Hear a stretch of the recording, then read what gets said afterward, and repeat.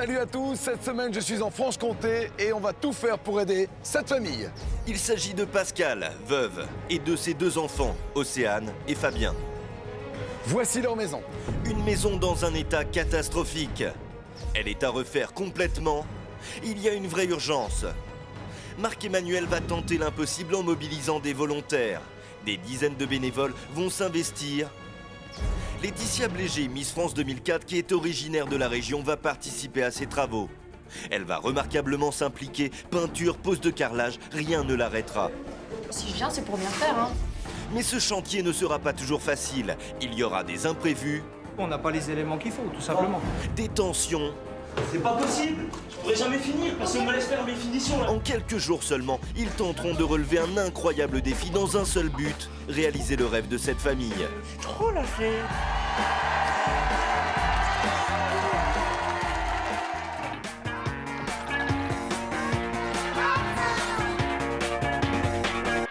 Cette semaine, Marc-Emmanuel se rend à Châtenois-les-Forges, à 13 km de Belfort. Il vient en aide à Pascal, veuve, et ses deux enfants. L'histoire de cette famille est bouleversante. Pascal et son mari ont acheté une maison. Ils devaient la retaper, mais du jour au lendemain, leur vie a basculé. Il y a un peu plus d'un an, Patrick, âgé de 44 ans, a été victime d'une crise cardiaque. Il est mort sur le coup. Notre projet de vie qui devait se transformer en une belle petite vie tranquille, bah c'est devenu un cauchemar. C'est invivable. Cette maison, Pascal, seul avec son salaire d'ouvrière, n'a pas les moyens financiers pour la terminer. Patrick se chargeait de la remettre en état, mais sans lui, les travaux n'ont pas avancé. Il n'y a pas une seule pièce qui est habitable, ils doivent se partager cette chambre à 3. Voilà, mon fils il dort là. Fabien est là. Et moi, avec ma fille, on dort là. Que vraiment, on n'a aucune intimité. Aujourd'hui, Pascal, Océane et Fabien sont condamnés à vivre dans ces conditions. Ils n'ont pas d'autre alternative.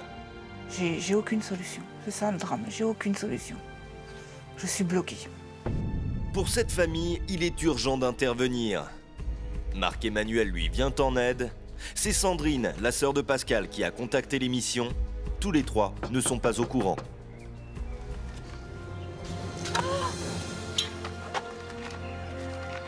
C'est pas vrai.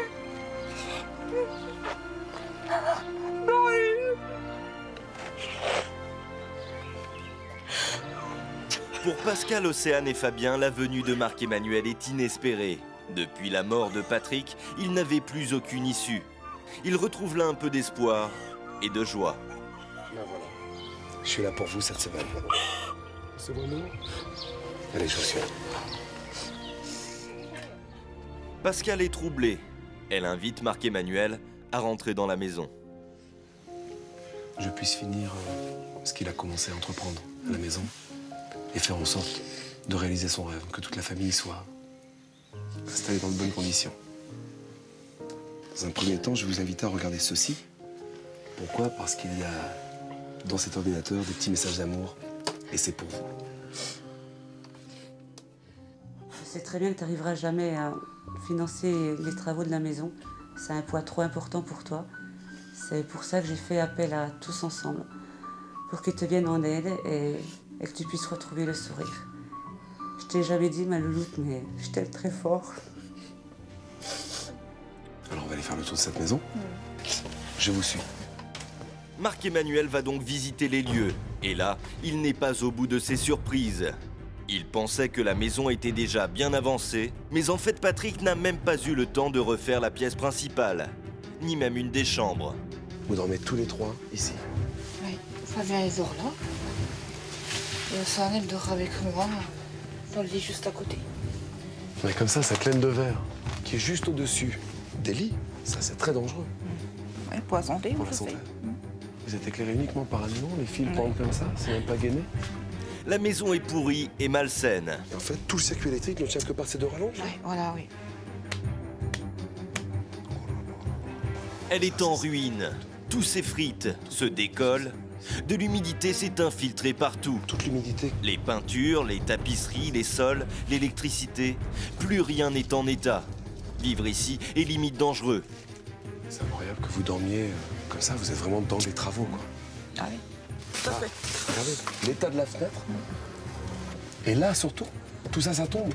Dessous. Oh là là là. Tellement de travaux. À l'étage, c'est pire, c'est même la catastrophe. Il n'y a carrément rien, ce n'est même pas isolé, il y a un travail monstrueux.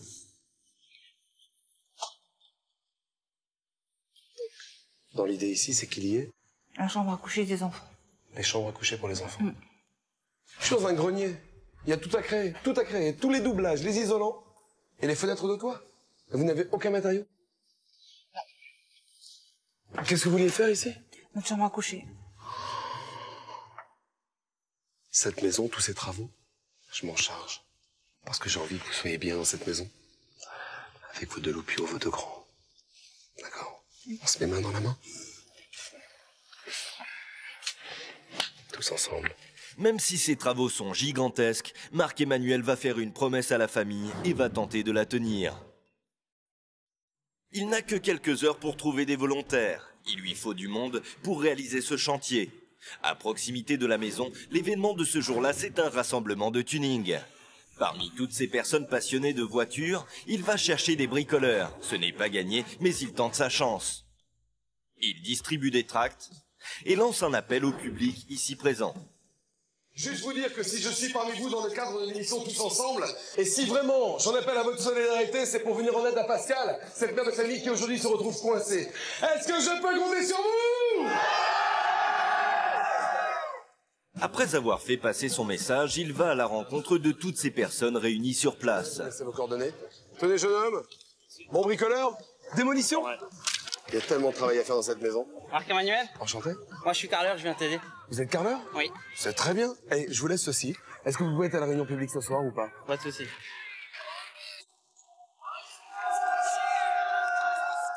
Et c'est vraiment gentil de m'emmener dans le centre-ville, hein. Direction ensuite le centre de Belfort. C'est un homme fanatique de véhicules anciens qui se propose de l'amener. Marc-Emmanuel ne loupe pas l'occasion de monter dans cette voiture pour se faire remarquer par le plus de personnes possible. Il se jette à l'eau et attire l'attention des passants. Du monde, hein. Ensemble, soudés. Les amis, si je suis face à vous, c'est parce que j'ai vraiment besoin de monde. Oui, je me mouille, mais j'en attends. De tout un pays, de toute une région. Il faut vraiment aider cette famille. Nous sommes maintenant à quelques minutes du début de la réunion rassemblant tous les bénévoles. Mais après avoir sillonné la ville toute la journée, les volontaires pour participer à ce chantier sont-ils présents? Bonsoir à tous. Et la mission est réussie. Ils sont nombreux dans la région à être venus. Cette salle municipale est comble. C'est une excellente nouvelle. Comment ça va? On a tellement à faire dans cette maison. C'est tellement vétuste. Dans la salle, qui est artisan? Dans quel domaine, jeune homme? Carrelage. Carrelage. Oh, mais je reconnais. Oui, tu es venu. Cet après-midi. Marc-Emmanuel est heureux de constater que les personnes qu'il est allé chercher dans de nombreux endroits de la région sont présentes. Toi, charpente. Chapeau de couverture. Il y a des artisans, et pas Pardon, seulement. dans quel domaine? Il y a également des commerçants qui se proposent d'apporter des matériaux. Vous acceptez de nous offrir du matériel? Oui. Applaudissements pour Thierry, s'il vous plaît. Merci beaucoup. C'est ensemble qu'on peut soulever des montagnes. Est-ce que je peux compter sur vous? Le lendemain matin, tous les bénévoles se rassemblent et marchent. Direction la maison de Pascal. Ils savent tous qu'ils vont agir pour une femme qui se retrouve seule avec ses enfants, à vivre dans un endroit vétuste. Ils sont motivés pour les sortir de ce cauchemar. La maison est là-haut. Est-ce que je peux compter sur vous? Pour permettre à cette famille de vivre dans des conditions décentes, ils savent qu'il va falloir travailler sans relâche durant plusieurs jours. Cette maison, on a une semaine pour faire en sorte que Pascal et les deux enfants puissent y vivre correctement. La priorité là ce matin, c'est on coupe l'électricité. Est-ce qu'il y a parmi vous un électricien? Levez bien la main, là, viens me rejoindre, s'il te plaît. Tu rentres dans cette maison, tu me coupes le jus. Pourquoi? Parce que nous tous, aussitôt que Fabrice aura terminé, on va investir les lieux, tout débarrasser. On a un camion qui est prêt à réceptionner les objets. On vide la maison avant de tout casser à l'intérieur. On est d'accord? Vous avez l'énergie? Ouais! Les amis, cette maison est la vôtre! Gare! Dans un premier temps, ils doivent donc vider la maison.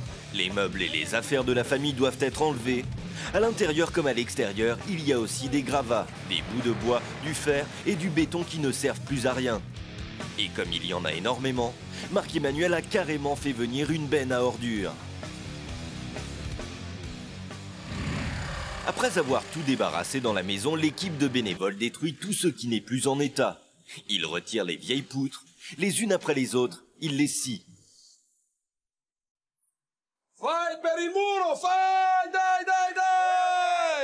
Puis des spécialistes s'attaquent à la reconstruction de cette maison. À coups de massue, ils commencent par casser les murs anciens et malsains. Leur idée est de créer au rez-de-chaussée une grande pièce ouverte sans cloison. On va avoir un grand et seul même volume pour donner un maximum de lumière dans la maison. C'est génial les gars, jusqu'au bout. Ils n'y vont pas de main morte. De toute leur force, ils démolissent cet étage. Les plans ne seront plus les mêmes et la construction n'est plus en état. Vieille d'une 60aine d'années, cette bâtisse doit être complètement retravaillée. Et vu le délai, c'est un véritable défi. Les bénévoles qui se sont lancés dans cette aventure sont inquiets.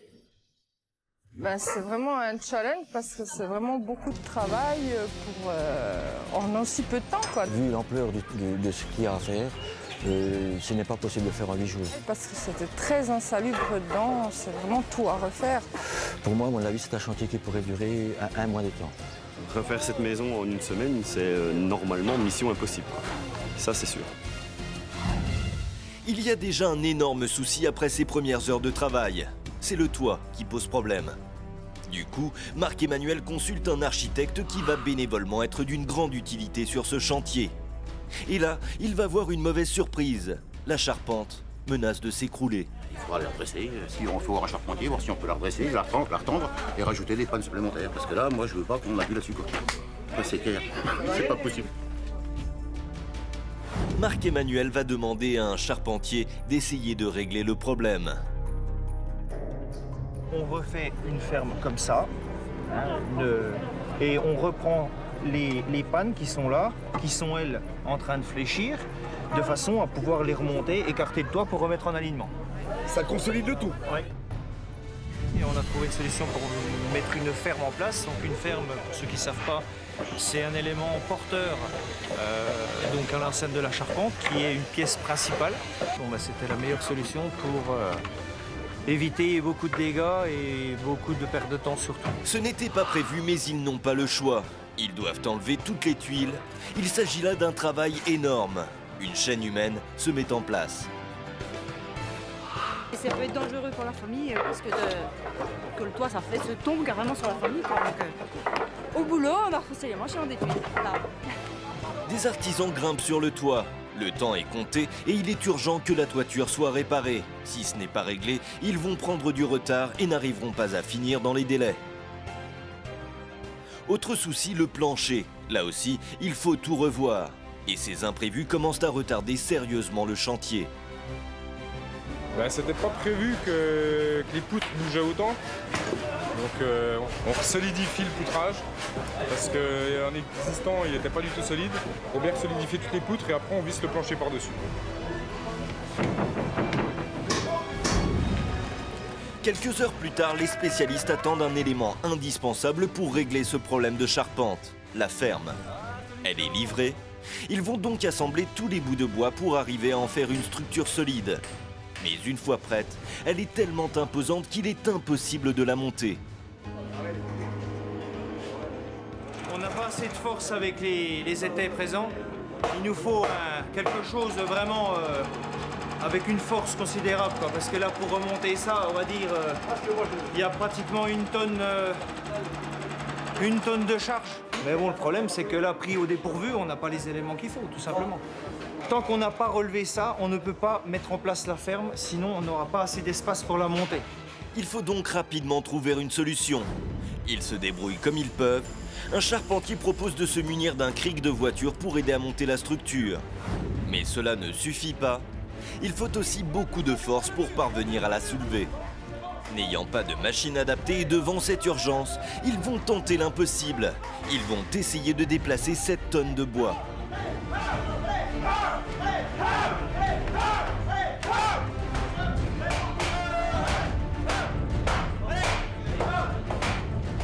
Bon, Je tiens à vous remercier tous et franchement, bravo à tous. C'est une mission réussie. L'équipe de bénévoles est fière de son travail. Autre gros souci, l'électricité. Fabrice, un professionnel, fait le point. La mauvaise surprise est qu'il y a beaucoup plus de travail que prévu. Mais regarde franchement, Fabrice, toute l'installation électrique ici, tous ces câbles, ça ne tient que par des clous. Regarde, regarde. Et là, ce compteur. Une installation qui est complètement dangereuse, rien n'est capoté. Aucune protection contre les contacts pour les enfants, ni rien, des rallonges partout. C'est que des gaz d'incendie. C'est tout ce qu'il y a de plus dangereux. C'est ton job. Est-ce que tu peux me faire, toi, un pointage de tout ce qu'il te faut en matériaux pour redistribuer toute cette installation électrique qui est complètement en norme? Écoute, il va falloir tout reprendre à zéro. Il va falloir beaucoup de matériel et il va surtout me falloir des mains aussi pour m'aider. Il faut du renfort. Tu n'y arriveras jamais tout seul. Tout seul, non, c'est pas possible. Fais-moi déjà la liste des matériaux. Pour moi, c'est plus urgent que je puisse aller chercher à la pêche et trouver de quoi te ramener travailler ici. Et en plus, il faut trouver du monde. Pas de souci, on va faire une liste. Je vais avoir beaucoup de boulot, je vais être obligé de faire appel à des collègues pour venir me donner un coup de main parce que c'est un gros chantier. Pas d'autre choix que de trouver d'urgence des fournitures. Sans attendre, Marc-Emmanuel va démarcher un magasin. Et il se souvient que des commerçants étaient présents à la réunion juste avant le début du chantier. Il n'hésite pas à aller solliciter l'un d'entre eux. J'ai rendez-vous avec monsieur Aliment. La liste est très longue, j'espère qu'il va accepter de m'en donner une bonne partie. Bonjour. Sébastien, c'est pour toi. Marc-Emmanuel, ça va bien? Ça va bien? Alors voilà, j'ai ramené toute la liste. Ah, il y a une grande liste là. J'ai peut-être pas tout en stock, mais on va t'aider. On va aller voir ça dans mon bureau. Allez, ça marche. Oh là là! On va être solidaire, on va regarder. Pour le doublage, il n'y a pas de souci. Ils auront de quoi démarrer le chantier avec la ferraille, l'ossature et la laine de verre, il n'y a pas de souci. Et ça marche. Il avait proposé de fournir du matériel, il tient parole. Les matériaux sont trouvés. Marc-Emmanuel a maintenant besoin de renforts sur le chantier. Le voici dans une radio. C'est ici qu'il va demander de l'aide aux auditeurs. Marc-Emmanuel, pourquoi être venu chez nous directement dans les studios pour lancer cet appel? J'ai un souci aujourd'hui, c'est que je n'ai pas assez d'artisans qualifiés, d'artisans professionnels sur le terrain. Alors justement, que faut-il? Il nous faut aujourd'hui tout corps d'état. Dans le second œuvre, on réhabilite la maison complètement, que ce soit des plombiers, plaquistes, charpentiers, que ce soit des couvreurs, que ce soit des électriciens. Si vous entendez, si vous êtes sur l'un de vos chantiers, amis artisans, venez me rejoindre. Je compte vraiment sur vous, les amis. Et le message est passé. Les démarches de Marc-Emmanuel payent déjà. Il y a du monde et des matériaux sont livrés. Des camions remplis à bloc débarquent. Il s'agit là de matériel métallique et d'isolation. Des centaines de mètres de laine de verre et pas seulement. Les bénévoles déchargent du béton. L'équipe se met immédiatement au travail. Et c'est ensuite une entreprise locale qui apporte des fournitures destinées aux salles de bain. 300 litres, 1400 attention les gars. J'ai amené du matériel de sanitaire, des baignoires, des WC, donc c'était nécessaire, donc on a répondu présent. C'est super, qu'est-ce que c'est dans le camion? Puis bonne nouvelle, les fournitures nécessaires pour l'installation électrique sont également livrées. On est d'aujourd'hui, peut-être qu'on aura besoin d'être aidé demain, donc c'est pour ça qu'on est là aujourd'hui. Et si toutes ces personnes s'investissent et d'autres offrent du matériel, c'est pour aider une famille en détresse. Pascal et son mari Patrick avaient acheté une maison. Ils devaient la retaper, mais Patrick a été victime d'une crise cardiaque. Il est mort sur le coup. Maintenant, je me retrouve dans un pétrin pas possible que je ne peux plus assumer toute seule. Et c'est mes enfants qui en pâtissent. Cette maison, Pascal, seul avec son salaire d'ouvrière, n'a pas les moyens financiers pour la terminer. Avant l'arrivée de Marc-Emmanuel, il n'y avait pas une seule pièce qui était habitable. Voilà, mon fils, il dort là. Fabien est là. Et moi, avec ma fille, on dort là. Vraiment, on n'a aucune intimité. Alors pour cette famille, tous les bénévoles tentent de refaire cette maison. Pour ce qui est de la salle de bain, Christophe va avoir une mission un peu particulière. Avant sa disparition, Patrick avait commencé cette pièce et avait tout choisi. Marc-Emmanuel voudrait qu'elle soit terminée, mais que la décoration reste intacte. C'est vraiment le seul travail que Patrick avait vraiment avancé dans cette maison. Et je voudrais que cette pièce, la salle de bain, elle garde son âme. Ça marche, t'es partant? Ouais, pas de souci. En plus, c'est vrai que ce qu'il avait fait, c'était joli à la base. Hein. Les moulures, tout, c'était joli, quoi. Merci. Ça va être joli, regarde. Voilà, c'est ce qu'il voulait pour sa famille. Grâce à toi, il va l'avoir. Pour avancer plus vite, ils sont plusieurs à travailler dans la salle de bain. À l'extérieur, les bénévoles creusent des tranchées. Ils assainissent la maison. Autre gros travail, celui à faire sur la façade. Il faut enlever tout le crépi qui est en très mauvais état. Ils ont vraiment envie de se défoncer pour ces gens-là et faire plaisir à cette femme et à ses enfants. Depuis qu'ils ont pu leur papa, au moins ils ont une belle maison avec une maman qui va, c'est sûr, s'occuper d'eux comme il faut. Et dans de bonnes conditions surtout. Voilà. Mais entre la charpente et l'électricité, le chantier a pris du retard. Alors les bénévoles n'ont pas le choix. Ils vont devoir y passer la nuit. Les plaquistes ont beaucoup de travail également. Ce soir, il faut qu'on termine absolument tout ce qui est plaque de plâtre. Demain matin, il y a des pannes qui viennent. On n'a pas le choix. Il faut travailler ce soir non-stop. Et les plaquistes ne sont pas les seuls à travailler. Il y a aussi les carreleurs. Dans la salle de bain, la pause du carrelage n'est pas terminée. Moi, je travaille aussi la nuit. Je suis animateur du jockey. J'ai donné des soirées à quelqu'un d'autre pour pouvoir venir ici travailler, faire du carrelage. C'est un chantier démentiel, quoi. Franchement, moi, ça fait des années que je suis dans le métier, j'ai jamais vu ça. Jamais. Le lendemain, après cette nuit passée sur le chantier, une boulangère a décidé d'amener gratuitement le petit déjeuner aux bénévoles. Ce matin-là, elle ne fera pas sa tournée habituelle. Elle s'arrêtera longuement devant la maison de Pascal pour aider elle aussi, à sa manière, notre famille en difficulté. Et pour toute l'équipe, un croissant, ce n'est pas de refus. Il est excellent. Qu'il y ait autant de générosité, de personnes qui viennent et tout. Ouais, non, ça fait plaisir. Les bénévoles sont heureux du travail accompli pendant la nuit. Ils ont carrelé tout le rez-de-chaussée. C'est un exploit et on était là pour ça, on s'est donné à fond, on a voulu marquer le coup. Et ce matin-là, une nouvelle bénévole arrive sur le chantier. Miss France 2004, Laetitia Blégé, originaire de la région, a entendu l'appel lancé par Marc-Emmanuel. Et elle a tenu à venir rejoindre l'équipe de bénévoles pour aider notre famille.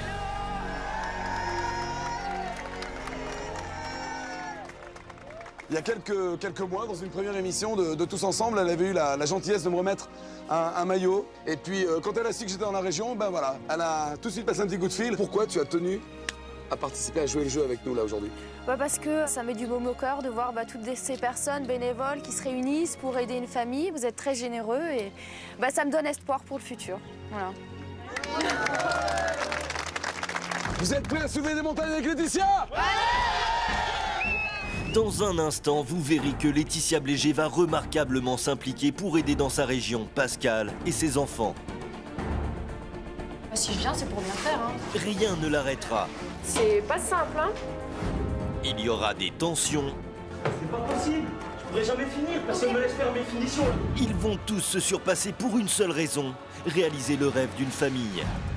L'électroménager, j'ai même pas d'électroménager, il arrive quand? Mais pourquoi Pascal aura-t-elle une telle réaction en voyant sa maison? Oh mais c'est... La suite et la fin de cette aventure, c'est dans un instant sur TF1.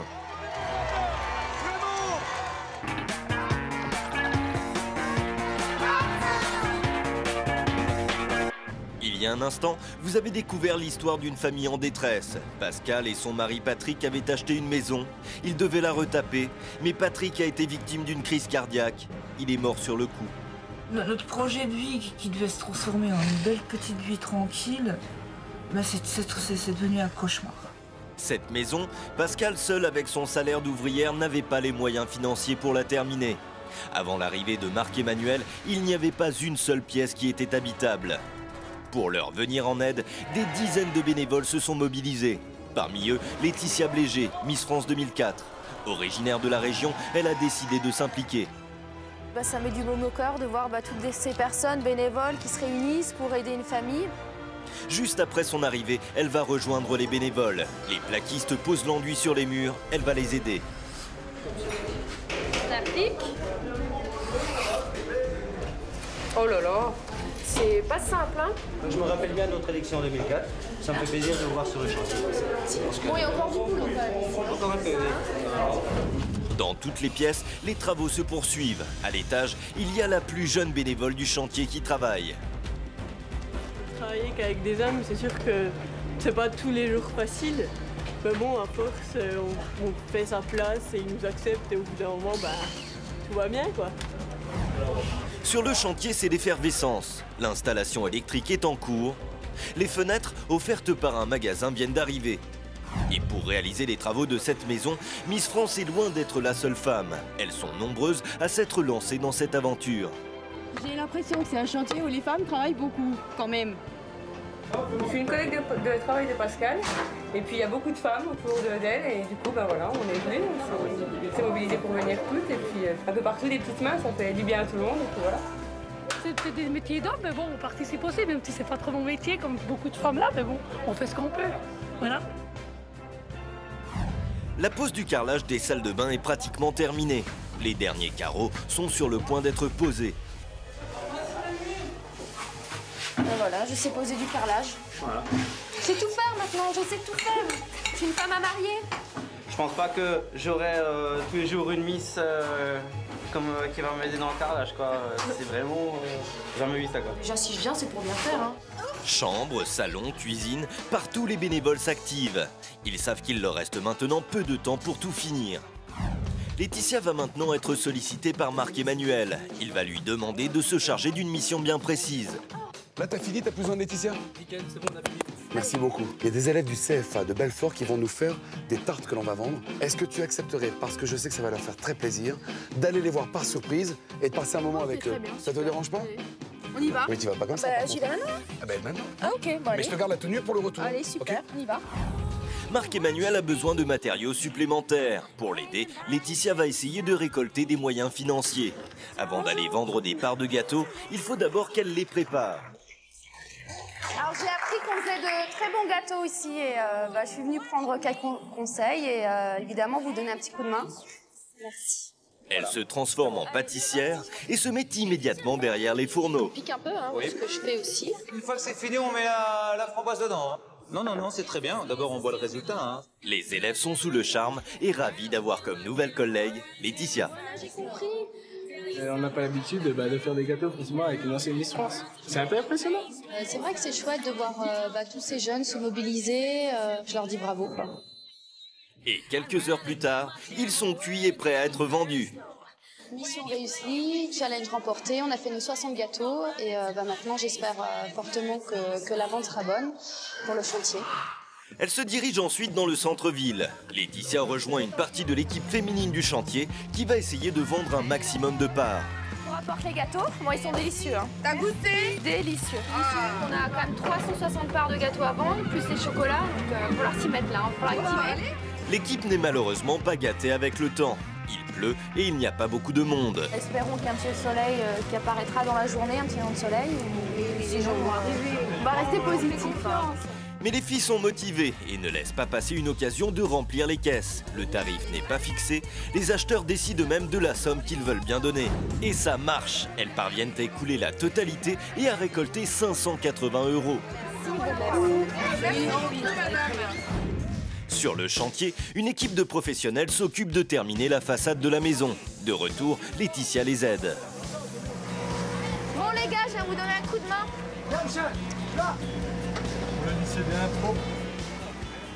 Un peu plus tard, une partie des fenêtres et l'escalier sont livrés. Et pour installer l'escalier, ce n'est jamais une mission facile. Mais ils s'y mettent tous et finissent par y arriver. Attention les murs, on laisse descendre tout doucement, il va s'emboîter. On laisse glisser gentiment. Très bien. Et voilà, il est emboîté. Ouais, c'est gagné, bravo. Un escalier qui fonctionne. L'escalier a été offert par un fournisseur.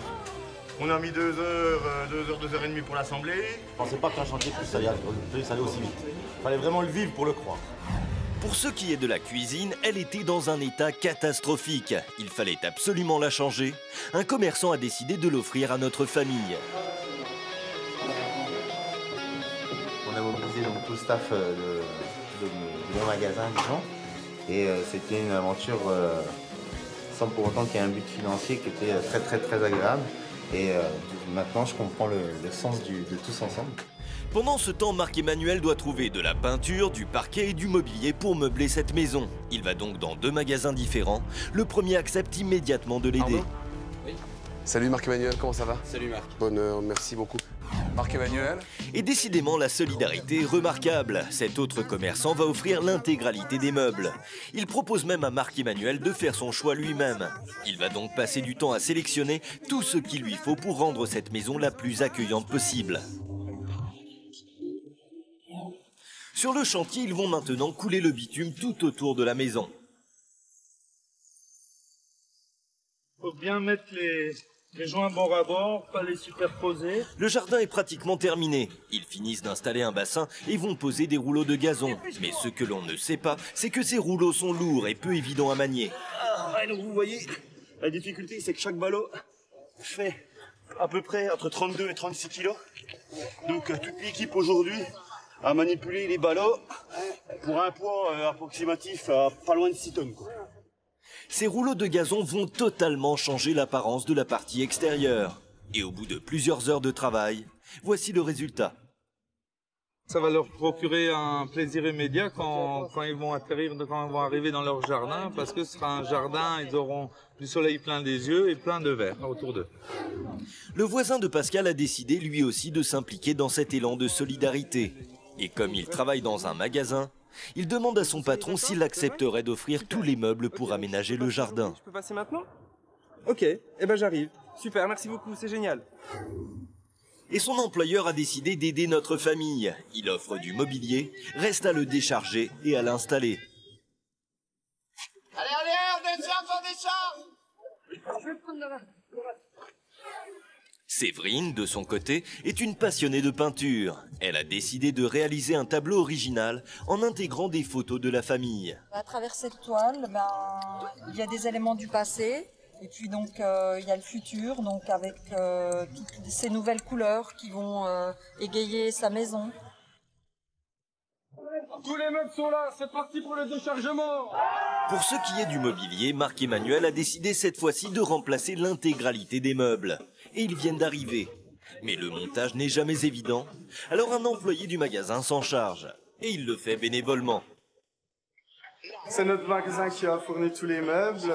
Moi, au-delà de ça, j'ai envie de venir encore aider parce que c'est sympathique hein, de venir donner la main. Dans une autre pièce, Alexandra, une décoratrice, essaye d'arranger au mieux cette maison. C'est une professionnelle, elle est installée à Mulhouse et a décidé d'apporter son aide sur le chantier. Dans la chambre d'Océane, elle a eu l'idée avec les peintres de réaliser des fresques. Dans la chambre de Fabien, fan de foot, c'est un ballon qui a été peint.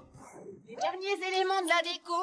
Et ce qu'elle attendait avec impatience vient d'arriver. Tous les éléments de décoration vont pouvoir être installés. Il y a des tapis, des lampes, des couvre-lits, des coussins, des rideaux et le temps presse.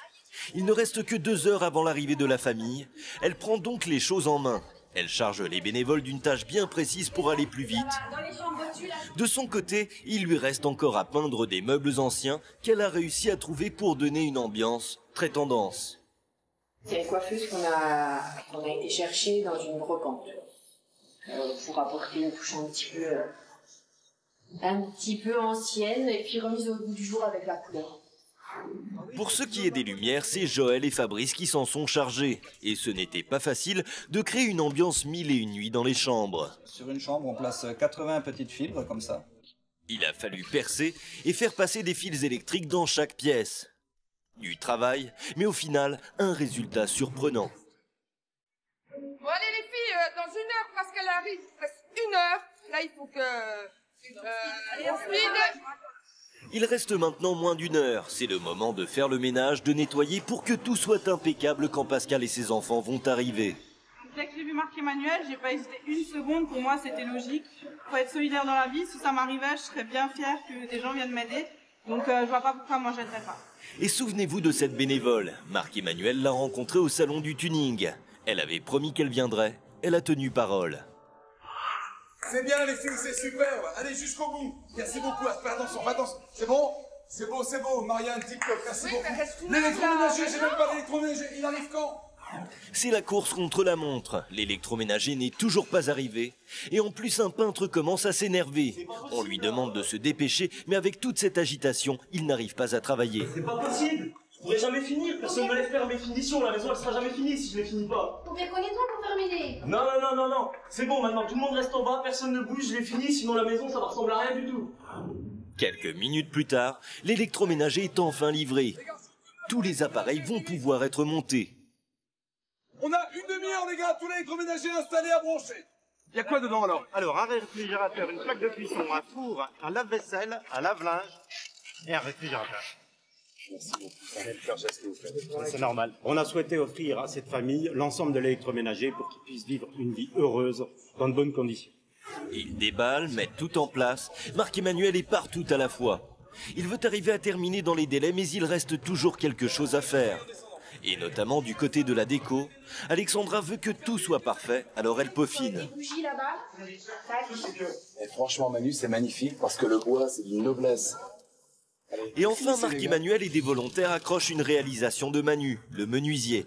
Un joli souvenir de toute l'équipe pour la famille. Et finir avec une jolie trace comme ça, dans du bois, c'est noble. C'est super, là, ils ont fini, je vais les chercher. Merci, Manu. Merci. Le moment est venu pour notre famille de découvrir sa maison. Et cet instant est inespéré pour tous les trois. Pascal a subitement perdu son mari et se retrouve seule avec ses 2 enfants. Après ce drame, il est impossible pour elle de retaper la maison qu'elle avait achetée avec Patrick avant son décès. C'est ça le drame, j'ai aucune solution. Je suis bloquée. Touché par son histoire, Marc-Emmanuel a mobilisé toute une région.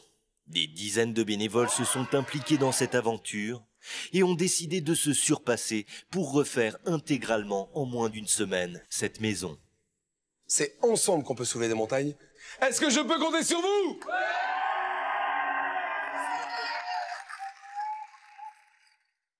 Ouvrez les yeux et voici votre maison.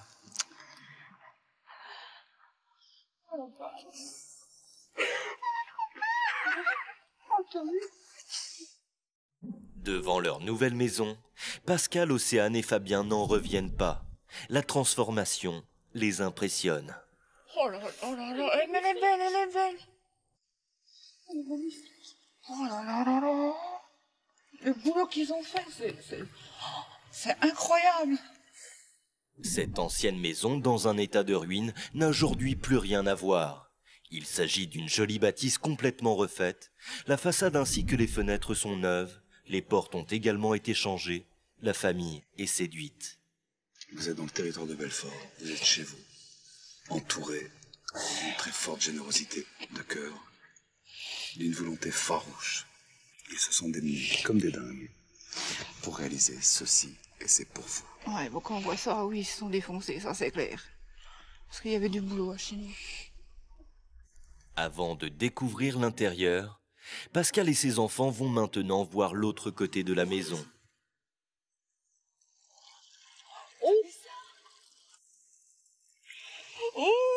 Ici, un jardin a été créé. Du gazon, du mobilier et un bassin pour décorer cet espace. La famille est sous le charme. Oh, c'est drôle. Oh, ça. Mon Dieu. Oh, la folie. Il y a 1 semaine encore, cet espace était un débarras. Aujourd'hui, que ce soit les enfants ou Pascal, ils auront un jardin.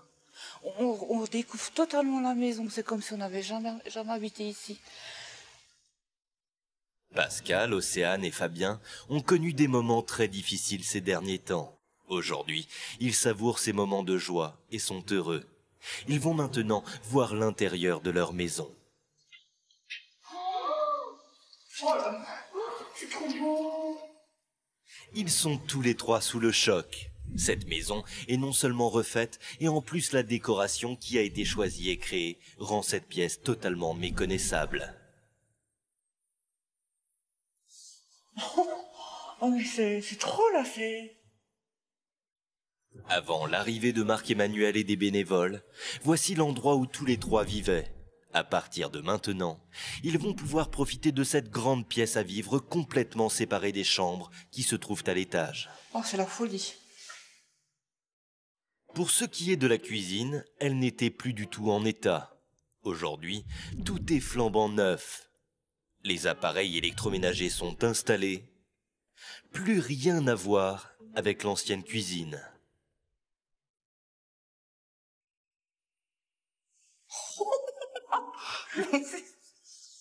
C'est... Ah, je m'attendais pas à ce que ce soit si beau. Mais ils ont fait un travail de dingue. Mon mariage, la naissance, sont 3 des plus beaux jours de ma vie. Et là, il y a le 4e. Ah, c'est moi. Et tous ceux qui ont travaillé là. C'est moi qui suis redevable. Il n'y a pas de mots. Il n'y a pas de mots pour décrire. Et ben voilà, hein, c'est... couper le souffle, hein, tout ça. C'est magique. Ah ouais, plus que magique. Plus que magique. Pascal n'en revient pas. Elle est très touchée. Tout ce travail réalisé par les bénévoles l'impressionne. Voici maintenant la pièce que son mari avait commencé à refaire avant sa disparition. Il s'agit de la salle de bain. Pour Patrick, Marc-Emmanuel avait demandé aux bénévoles de garder le même esprit. C'est un pari réussi.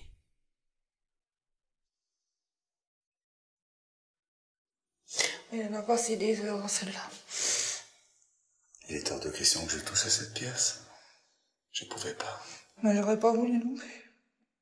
Ils ont terminé son travail. Il y a tellement de boulot. Cette salle de bain est vaste et confortable. Elle est entièrement carrelée et aménagée. Et en plus, c'est une grande baignoire qui a été installée. Pascal est bouleversée. Et elle n'est pas au bout de ses surprises. À l'étage, elle va découvrir l'endroit où toutes les chambres sont réunies. Et c'est Océane qui va rentrer dans la sienne en premier. La pièce est lumineuse, complètement repeinte, décorée. Quand on se souvient de l'état de cet endroit, Océane ne peut être qu'émerveillée. Elle partage avec sa maman ce moment de bonheur. Oh bah là, je suis super contente depuis le temps que je rêvais d'avoir une chambre.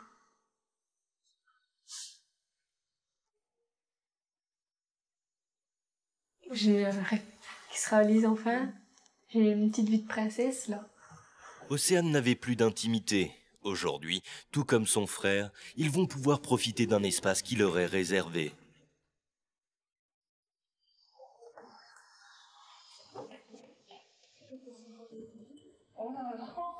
Voici la chambre de Fabien, moderne et colorée. Un ballon a été peint.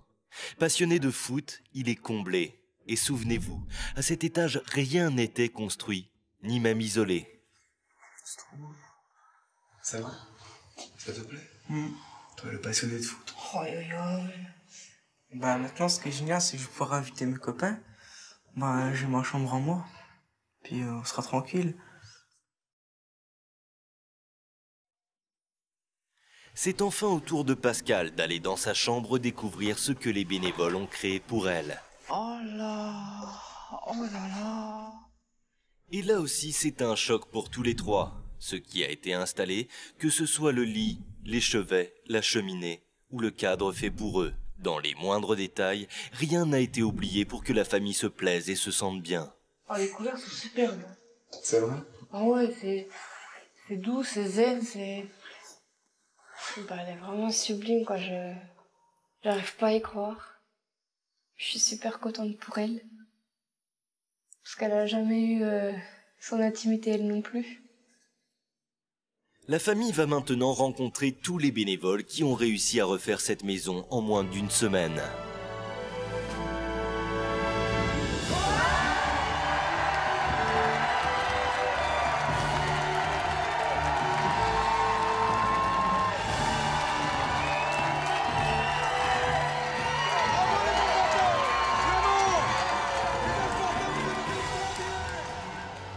Tous ceux qui ont participé, j'ai pas assez d'une vie pour vous dire merci.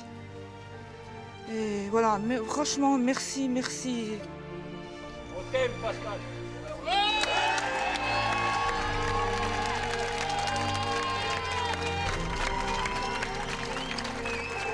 Vous avez été extraordinaire. Bravo, félicitations. La suite est sur TF1.fr. À samedi prochain. Et on va La semaine prochaine, Marc-Emmanuel sera dans la région du Nord-Pas-de-Calais. Il devra venir en aide à France, Germain et leurs 3 enfants. Je peux plus vivre dans une situation pareille. À la suite d'un accident de la route, Germain est incapable de finir les travaux de sa maison et toute la famille dort dans une seule pièce. Je n'ai plus de solution du tout. Marc-Emmanuel devra opérer une très grande mobilisation et tous les moyens seront bons. Cette famille est complètement dans l'impasse. De l'espoir, de l'émotion, c'est tous ensemble et c'est la semaine prochaine sur TF1.